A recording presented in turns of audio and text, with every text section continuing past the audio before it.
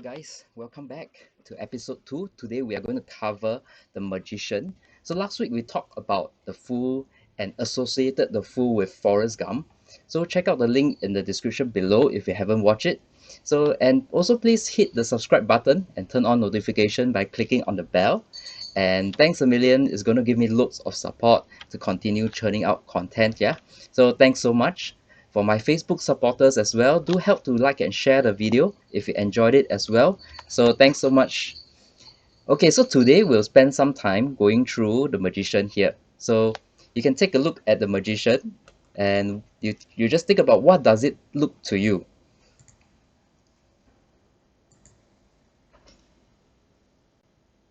So you just take a second or two to look through it. You can pause the video right here before continuing if you need to be. What I'm trying to do here is actually to work on your association with the card. This is a crucial step for learning, in my opinion, because you will be drawn to the image of the card and you jumpstart your interpretation of the card from the image. So from here it will be easier to take on the meaning of the card. Okay, so what you can see here in the magician, so just take a quick look about it. So I created this series, right, to help you take this image association further. So I want to add another layer of a story when interpreting the card. So from my experience in tarot reading, the accuracy of the reading is not really focused on individual cards meaning per se.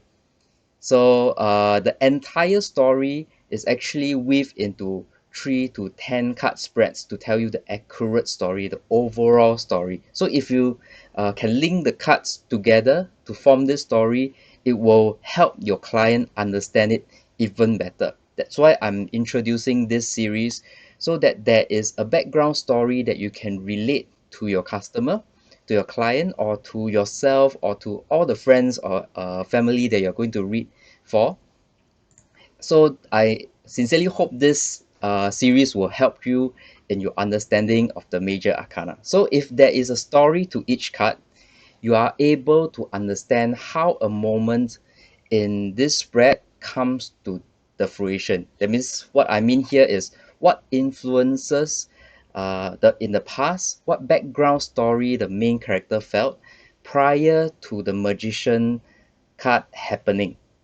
So you can better advise your clients and friends this way. So the story you tell your client also will aid him or her in receiving your message clearer and more concise, and it will be more impactful. So the client can walk out fully aware of the message you're trying to drive across, and the message gets stuck in their head. Okay, so that's the point of all this the entire series that I'm doing here. So let's move back to the magician. So the movie here I'm bringing onto the table here to discuss is the fairy godmother. So this is not really pertaining to Cinderella, but I'm picking the fairy godmother in the Cinderella movie to associate with the magician, not the fairy godmother in Shrek 2.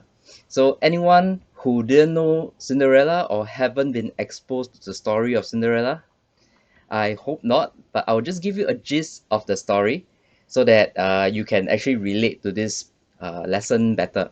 So Cinderella was a very beautiful girl whose kind mother died when she was very young.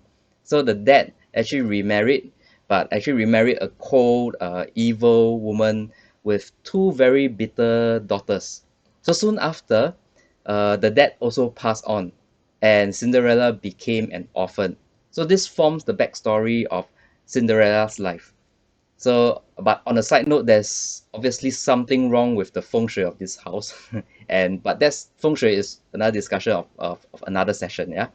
So the resentful stepmother turns out to be caring for Cinderella, caring. So they made her do all the housework, do all the laundry, clean the house, do the cooking. So basically serving like a helper. So all the chores you can think of. And they made her sleep in the kitchen fireplace. It's all filthy and unhygienic. So she endured the abuse patiently, quietly, She diligently do her work every day, and all of a sudden in the story, the prince of the kingdom is looking to invite all the young ladies to his palace for a royal ball, for a night of celebration.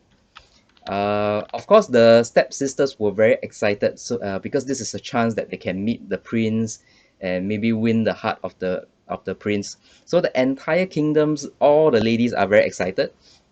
Of course, Cinderella was excited too, and she wanted to join them, but they all laughed at her and threw her aside. Ooh la! Cinderella at the ball. No one wants a servant for a bride. After all I've done. I don't want to ruin anything. I don't even want to meet the prince. It would be an insult to the royal personage to take you to the palace dressed in these old rags. Rags? This was my mother's. It's so old-fashioned, it's practically falling to pieces. The shoulder's frayed. It's falling to bits. It's a ridiculous... It would ruin their prospects to be seen arriving with a ragged servant girl. Because that is what you are. And that is what you will always be. And went off to the ball without her. So this is when the fairy godmother appeared to aid her after they have all gone off in their carriages to the palace.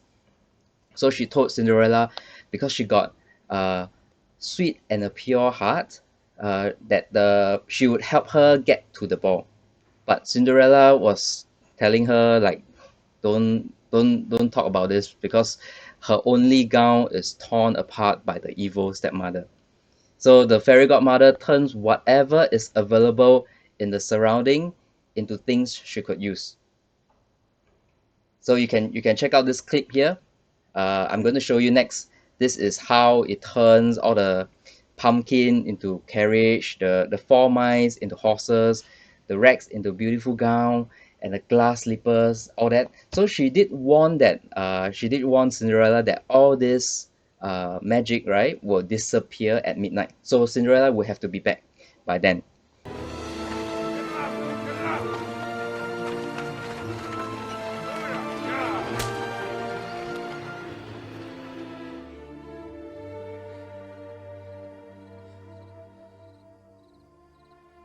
I'm sorry, Mother.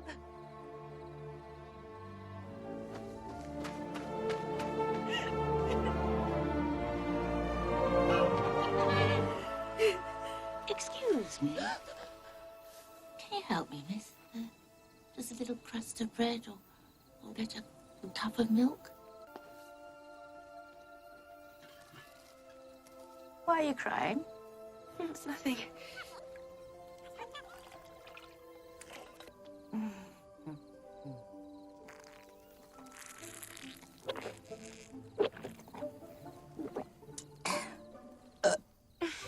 I should think you'd have worked that one out. I'm your hairy dog father. I'm your fairy godmother. You can't be.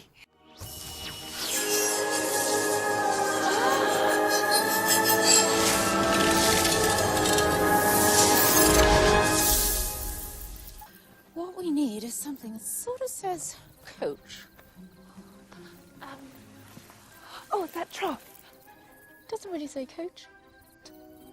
Beef tomato. We do have pumpkins. Oh. Pumpkins. This will be a first for me. Knife! There you are. Thank you, darling. Hello, my strangely orange vegetable friend. Quick snack for you. Turn the pumpkin into the carriage. You're making me nervous, actually. Shall I shut my eyes? It might be better. Actually, I've forgotten what the trick is. I just thought if it does get much bigger.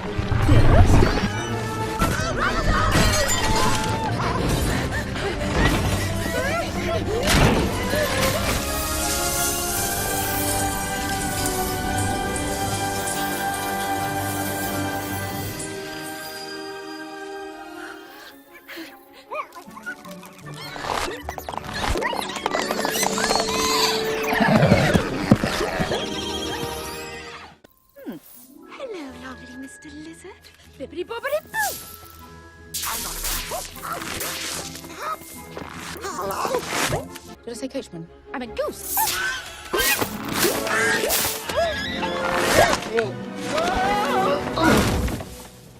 I can't drive. Oh, fairy godmother. Yes, what? My dress. I can't go in this dress. Can you mend it? Mend it? It's almost like taking her with me. I understand. But she wouldn't mind if I cheered off of it?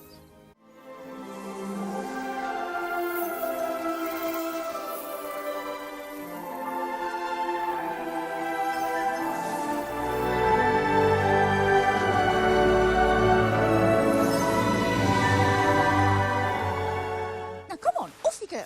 Quick! You'll be late! Oh, I'm very new at this. Oh boy. Just a moment. Are these the best you have?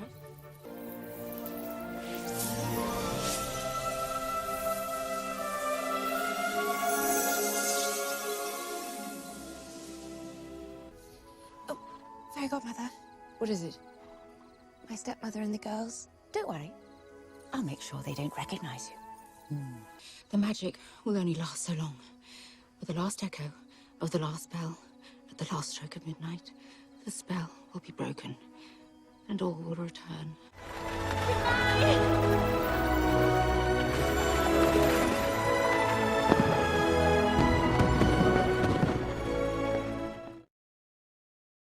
So Cinderella rode into the palace and in her beautiful carriage and dressed up so well, and she caught the eye of the prince. So in the end, they got together, live happily ever after, like all the princess stories. Yeah. So back to the fairy godmother. That's the gist of the story of Cinderella. So this is what the fairy godmother is, the magician. We are not talking about the magic down here, but something deeper here. So you think and you feel right now. I would like you to do that right now. If you are the magician, if you are the fairy godmother, what were you thinking when you helped Cinderella? What were you feeling when you helped Cinderella? Yeah, do you feel a sense of power? Do you think you are doing the right thing? Do you feel satisfaction? So now we look back at the image of the magician. So you can see this man is wearing the robes here. Okay, with a figure of 8 on the head. So 8 is the Christ consciousness. It's always a sign of good luck. So when the 8 appears, it is always a fortuitous sign. So you see there are roses around him. Okay, this suggests a very fertile garden. And you notice the treasures of the 4 suits are all among his possession. And you can look at the cups, the pentacles, the swords, and the wands right here. It's all on the table. It's all within his grasp. So what this image is actually telling us is that he mastered all the 4 elements here. So you can feel the presence of a very powerful body over here. Okay, I'll just show you the same magician from Tarot of the Elves. So you can look at here, this guy is also in the robe, so he's doing some magic for the kid, and then the kids are all admiring his power and all this stuff. So he can actually bring joy, he can bring great influence to the person. And then you see on the ground there's this bag where he has the sword, the pentacles, the wands, all the 4 elements are in there in the bag. So this all obviously belong to him. Yeah, so this is the magician from the Tarot of the Elves. So for a general reading, the magician is a very positive card to receive. So the magician is the ultimate card that denotes the ultimate time to use your powers. So to use your powers is right now. Now is the right time to do that. So right now, you actually should wield those powers confidently and use them. So know the value you are bringing in to your surrounding people, to the environment. It could be your workplace, it could be your interest clubs, your hobby clubs, or your family. So you are applying what you know and bringing in both knowledge from your spiritual lessons as well. So you are also bringing in the knowledge about your physical work. So together, you bond the physical and the spiritual knowledge together to combine both of them to great effect. So this is a great time to begin your new projects as well.